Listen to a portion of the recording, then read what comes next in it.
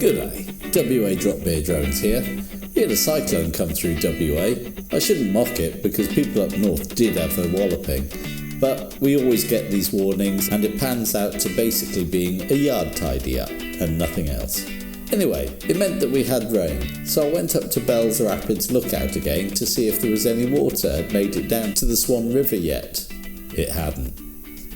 But I did get some excellent footage and even had a train pass through there. My trusty drone even got swooped by a bird while it was coming into land, but unfortunately only on its hindquarters and not in front of the camera.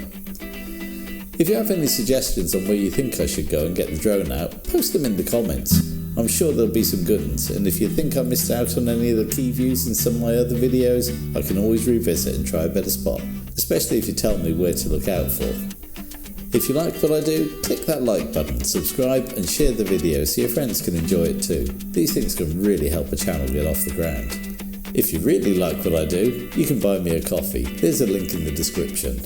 Now let's sit back and enjoy. Oh, and a shout out to Richard. Enjoy your trip to Vietnam.